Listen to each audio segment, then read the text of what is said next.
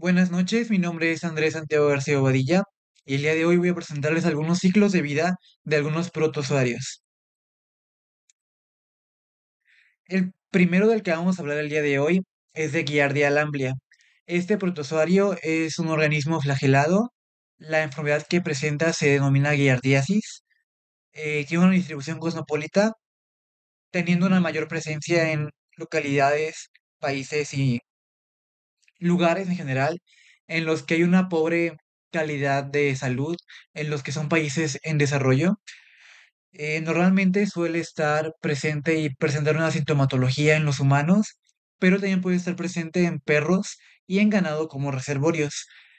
Su transmisión suele ser por fomites o por contacto directo con las heces. Los fomites son mecanismos de transmisión, como lo son frutas contaminadas, objetos contaminados. Tus propias manos también pueden estar contaminadas al no lavarlas correctamente y puedes ingerir estos organismos en su forma quística, en donde entran a tu cuerpo. Y al tener contacto directo con las heces, puede ser ya sea respirarlas al estar en la calle, a beberlas en el agua, en un agua mal tratada, o al simplemente tener tierra contaminada en las manos. Y presenta una forma quística y trofozoita. Su taxonomía. Son del dominio Eucaria, del reino Protozoa, del filo Metamónada, de la clase Treponema, del orden Diplomonadida, de la familia Hexamitidae, del género Giardia y la especie Giardia lamblia. Su morfología. Presenta dos estadios en su fase de vida, la cual es la quiste, que es una forma ovalada que mide alrededor de 8 a 12 micrómetros. Presenta una pared gruesa resistente, principalmente compuesta por quitina y proteínas. Contiene cuatro núcleos, los cuales se pueden apreciar aquí, los cuales están en maduración y presenta estos pequeños flagelos que todavía no se desarrollan completamente afuera de la célula. Aparte de presentar algunas estructuras internas del trofozoito, como ya lo dije, los flagelos, y estas estructuras que también están presentes en el trofozoito. Y es la forma infectante, que sale del cuerpo para poder transmitirse al medio. Y también tenemos su forma trofozoita, la cual tiene una forma de pera o lágrima, que se puede apreciar aquí. Mide entre 10 a 20 micrómetros de largo y 15 a 20 micrómetros de ancho. Presenta cuatro flagelos anteriores, posteriores y ventrales. También presenta discos adhesivos en la parte ventral, que es en esta parte. Tiene dos núcleos, a diferencia de su fase quística, que tiene cuatro. Carece de mitocondrias y pelota de Golgi, y aparte de que es su forma madura y reproductora dentro de su hospedero. Ciclo de vida. Como ya se dijo anteriormente, la forma de infectarse es por fomites, por alimentos, por bebidas, por aire contaminado, en el cual entra una forma quística a la persona que está infectada, eh, en donde el lugar en donde se va a alojar es en los intestinos, en donde el trofozoito, al estar en contacto con el pH del estómago, los jugos gástricos, va a desgastar su pared quística y se va a madurar en el trofozoito. Esto en el intestino. En este momento, el trofozoito va a adherirse con su disco ventral al epitelio del intestino delgado, en donde va a comenzar una fase en la cual va a comenzar a alimentarse de los nutrientes del intestino delgado, al haber una gran adquisición de nutrientes y ser un ambiente óptimo para su maduración, para su crecimiento y para su desarrollo. Y en esa etapa es cuando va a comenzar a dividirse por división binaria. Aquí se presenta cómo empieza a duplicar su tamaño y empieza a dividirse para formar otros trofozoitos, los cuales seguirán dividiéndose, seguirán alimentándose y seguirá repitiéndose el ciclo. Al pasar de una fase trofozoita a quística, esto sucede en el intestino grueso, más precisamente en el colon, en donde el trofozoito, al estar expuesto a las condiciones del pH, de la bilis que está en el colon, va a enrollarse y va a convertirse en su forma quística para poder salir por las heces al medio externo. Y así es como su ciclo se va a repetir. Patogenia. Suele afectar a niños que son personas más vulnerables a estas enfermedades, ya sea porque no suelen tener una higiene muy correcta, porque son niños, agarran tierra, agarran agua y se lo meten a la boca, entonces son más propensos a este tipo de infecciones. Aparte de afectar también a viajeros en zonas endémicas, a las que no están muy expuestos o a las que son diferentes al medio en el que están presentes, en el que viven normalmente, y a personas inmunocomprometidas por la afección, ya sea de algún virus, de alguna patología o de algún tratamiento. Como ya se dijo anteriormente, se adhieren al epitelio intestinal en donde se empiezan a desarrollar. No presentan como tal una afección tan grande en esa forma en la que se adhieren, pero sí presentan una inflamación y presentan atorrea, que es en donde se van a alimentar de los nutrientes que hay en el colon, digo, en el intestino delgado. Las sintomatología que pueden presentar es dolor abdominal, náuseas, pérdida de peso y heces acuosas y malolientes. La prevención de este protozoario es con un lavado correcto de manos antes y después de ir al baño, lavar y desinfectar correctamente alimentos, cocinar y hervir correctamente los alimentos también, evitar comer en puestos ambulantes, ya que estos presentan un mayor riesgo al estar expuestos a los polvos y a todo el aire de la calle, desparasitarse regularmente cada 6 meses y evitar regar cultivos con aguas negras, una práctica que es muy utilizada en México para para reutilizar el agua, pero a esta se le debe dar un tratamiento correcto para que estas infecciones no sean tan comunes, no sean tan riesgosas, más que nada en personas y en la población que tiene un nivel económico bajo y que son quienes suelen comprar ese tipo de frutas, verduras y todos los alimentos que se riegan con aguas negras. Y ahora vamos a hablar de Nosema conori. Es un parásito oportunista. La enfermedad que presenta es una nosematosis. Es como cosmopolito también, al igual que Giardia lamblia, pero igualmente es más propenso a darse en localidades subdesarrolladas o con un sistema de salud precoz. Está presente como reservorios, huéspedes en roedores silvestres, que es la forma en la que está normalmente presente.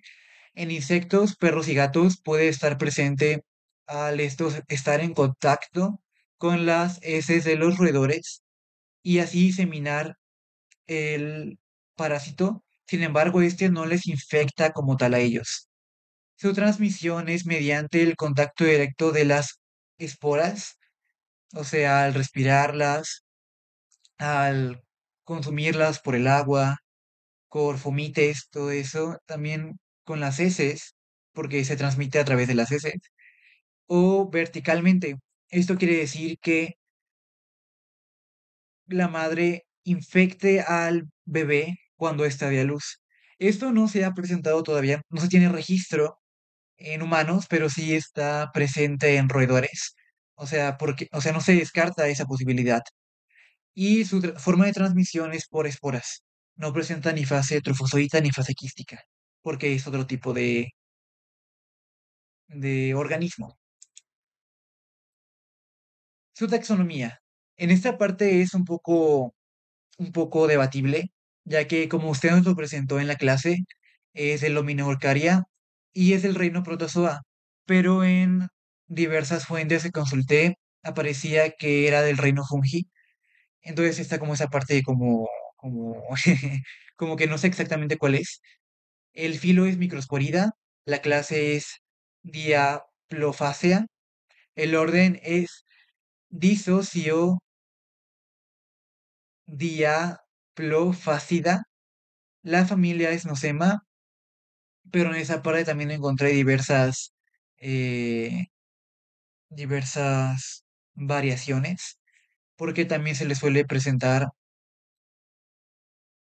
la familia Nosema es la que se nos presentó en clase, pero se le suele tener, o ya se le suele dar otro nombre, otra a la familia, que es la Encefalitosonidae.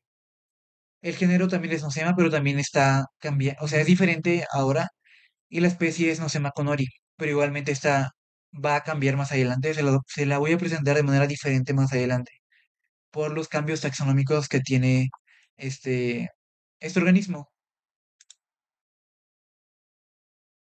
Su morfología.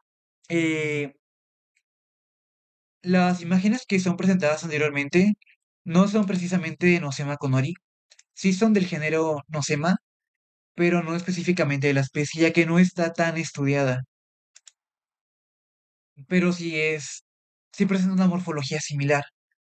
Esa parte es la morfología de la espora, y aquí les voy a presentar la morfología del tubo polar. La espora es ovalada, mide entre 1,5 a 2,5 micrómetros, es uninucleado y presenta su núcleo centralmente, el cual está rodeado por diferentes ribosomas. Su pared es gruesa, compuesta por quitina y proteínas. Como ya se dijo, tiene un tubo polar enrollado dentro del cuerpo de la espora, el cual sirve para infectar a las células y poder introducir su endoplasma para poder desarrollarse dentro de ellas y posteriormente eh, salir. Como ya se dijo, presenta ribosomas densos, un retículo endoplásmico reducido y tiene una vacuola posterior, que es la que le sirve a la hora de disparar el tubo polar para infectar las células. Su ciclo de vida. Este también no es exactamente de Nosema conori, pero sí es del género Nosema. Y aquí es en lo que varía, porque eh, Nosema es la clasificación que tenía antes en su género. Ahora el género se llama Enterocitozón. Entonces sería más precisamente decir Enterocitozón conori. Eh, Voy a presentarles un poco de su ciclo de vida. La espora, como ya se mencionó anteriormente, entra a partir a la boca al huésped por contacto con las heces contaminadas, ya sea de los roedores o del mismo huésped, eh, por los omites, por un mal lavado de alimentos, por una mala higiene, por todo eso es que la espora ingresa al huésped, en donde viaja a la parte de los intestinos, el intestino delgado, y presenta diversos momentos de infección, ya que en el intestino delgado no siempre se va ahí, es su lugar favorito, su lugar ideal para poder llegar por las condiciones que presenta, pero también puede afectar a los pulmones y puede afectar a hígado y puede afectar a riñón. Entonces no está precisamente o sea, puede diseminarse a otras partes del cuerpo. ¿Cómo empieza a reproducirse? Normalmente se suele dar en las células epiteliales de los intestinos, pero también puede infectar otro tipo de células. empieza a la espora llegar a la célula, en donde con su vacuola va a disparar su tubo polar y va a atravesar las paredes y las membranas, la membrana de las células. Una vez que esté dentro de la célula, va a presentar una fase de merogonia, que es cuando empieza a desarrollar, a inyectar su citoplasma dentro de la célula y empieza una fase de multiplicación. Esta ocurre por una fisión binaria múltiple y en esta los el citoplasma que está dentro de las células comienza a desarrollarse y comienza a convertirse en merozoitos. Después de esto, que esta es la merogonia, como que se ve, empieza la esporogonia, que es una fase de esporulación. En esta fase, los merozoitos se transforman en esporontes, perdón, que es una fase, antes, una fase de su ciclo. Los esporozontes después empiezan a transformarse en esporas por una fase de esporogonia, en la cual van a madurar de esporozontes a esporas completamente desarrolladas y maduras dentro de las células de la célula a la cual están infectando. Obviamente, durante este mecanismo van a matar a la célula, no van a hacer, van a inhibir diferentes factores de apoptosis de la célula y se van a alimentar de la célula. Una vez que la célula esté inhibida, esté prácticamente muerta, pero viva, porque les va a seguir alimentando, es cuando ellos están ya maduros y van a romper la célula para estos poder liberarse al medio y ya poder diseminarse o poder seguir infectando más células o ya directamente irse a la fase del colon para salir por, por las heces. Esto en su ciclo de vida normal, porque si se va a a otras partes como pulmones, hígado, riñones, va a ser más difícil que se esparza que se salga, más que nada. Aunque cuando ya se infectó, pues es muy difícil que llegue a salirse, a menos que se desparasite, y puede presentar otro tipo de sintomatologías en estas diferentes partes. Y es que, ¿qué es lo que les voy a hablar en este momento? Las personas que están más propensas a ese tipo de infecciones son las personas por exposición ocupacional. Esto como lo pueden ser biólogos al estar en contacto con roedores, personas que trabajan con roedores, ya sea para criarlos, para venderlos, todo ese tipo de cosas, y veterinarios también. También personas inmunocomprometidas, ya que como se mencionó anteriormente, este tipo de protozoario, hongo, no sé bien cómo clasificarlo, este, es más un organismo eh, oportunista. Y pues para personas inmunocomprometidas, ya sea por alguna enfermedad, síndrome o medicamento, tratamiento también, es principalmente dañino. Aparte de que pues también niños, porque no presentan las mismas defensas que un adulto y pues están más en contacto con tierra, con una higiene no tan buena.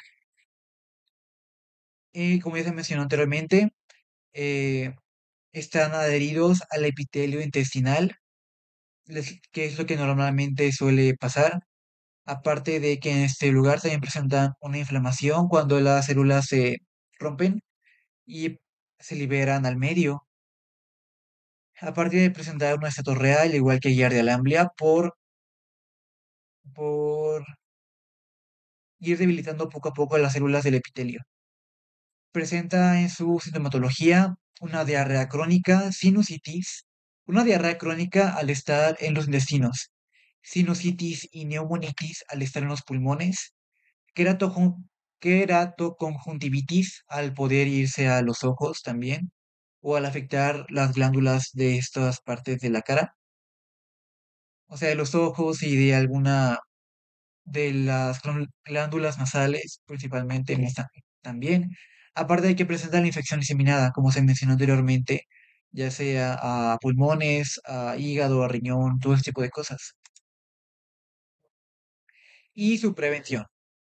Al igual que con Giardia amplia, un lavado correcto de manos antes y después de ir al baño, lavar y desinfectar correctamente los alimentos, cocinar y hervir correctamente los alimentos, evitar comer en puestos ambulantes, desparasitarse correctamente cada 6 meses y una mayor prevención con roedores. Esto también se refiere a localidades y comunidades con un, con una baja calidad médica, en donde se suele tener una conexión, un contacto más directo con roedores salvajes. Y esas son mis bibliografías de Guía del Amplia, y estas son de Nosema.